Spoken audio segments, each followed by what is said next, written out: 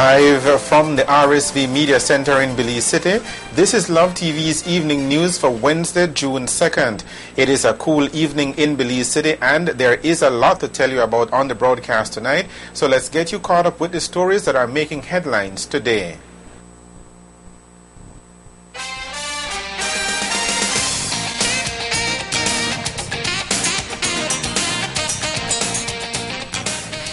Prime Minister Dean Barrow unveils government's new crime-fighting plan. Shooting victim Rodel Williams reported in serious but stable condition, and the city councillor comments on the resignation of senior managers from the city council. Details of these stories and more are coming up on the broadcast tonight. But first, here is a word from our sponsors. Good evening, Belize. With the Wednesday edition of Love TV's Evening News, I am Patrick Jones. The much-anticipated crime-fighting plan was unveiled today by Prime Minister Dean Barrow.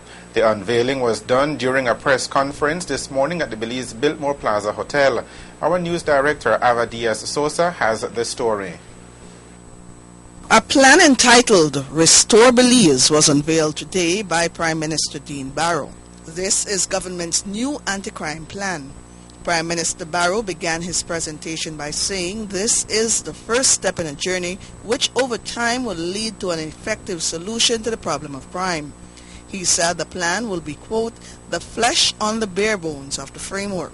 The program anchoring the plan will function in a way that will see the structure operate as a coordinating agency that will pull together all the individual government entities involved in both the enforcement side of things and the social intervention side of things, pull them all together so that there is no duplication of effort, so that there is complementarity, and so that together there can be this confrontation of this complex array of institutional, social, and economic issues that have bred the situation that we're facing today, we're confronted with today. The institutional structure. Right at the top, there will be the Restore Belize Council that I will chair. And that council will be comprised of members of the political directorate, in particular the ministers of the police and public safety, or the minister of the police and public safety, the minister of defense, the minister of education and youth, the minister of health, the Minister of Human Development, the Minister of Labor, and the Minister of Sports. We had set up an interministerial committee earlier. Naturally, the Restore Belize Council at the top will replace that interministerial committee. This will be supervised by a steering committee made up of the CEOs of the relevant ministries as well as representatives from the business community, non-governmental and community-based organizations. 6 operational subcommittees will be formed.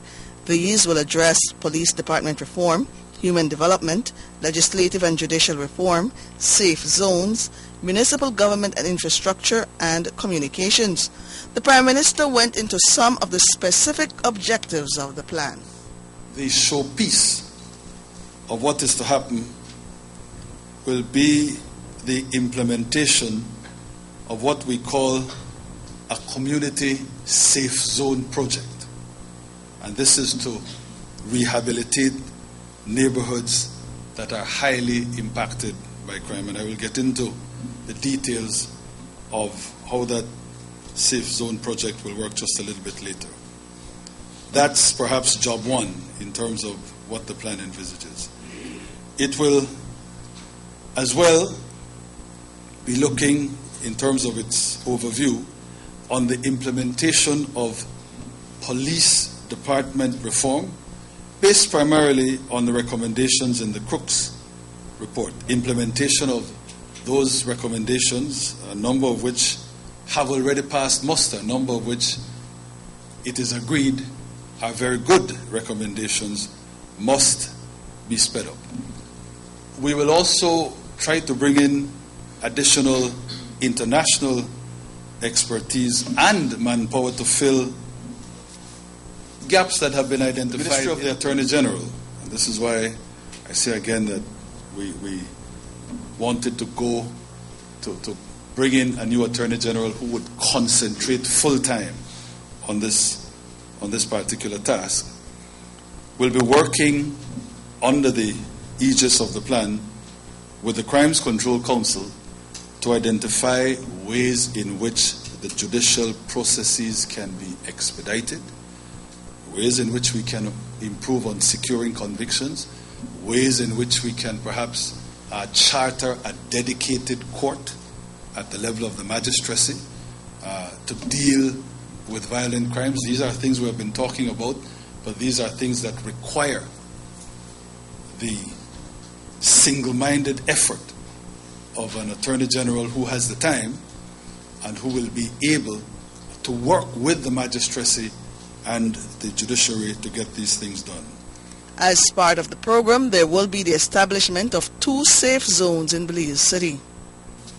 Restore Belize will coordinate the resources of the Belize Police Department, Ministries of Human Development, Education, Health, Labor, Youth, Sports, as I said, to implement this community safe zone project. Initially, we want to start with 2 distressed communities on the south side, of course, of Belize City.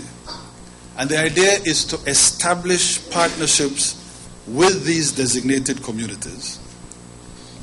Partnerships that will involve the operators of the plan, will involve NGOs, will involve the private sector to ensure that the kind of intervention that will be targeted at these communities by way of the Safe Zone project will effectively address the issues specific to that area, the social issues specific to the areas we're targeting.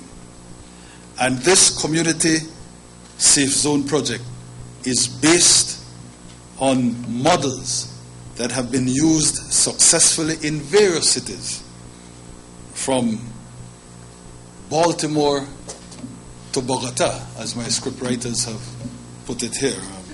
And as I said, the aim is to try to prevent crime in the designated zone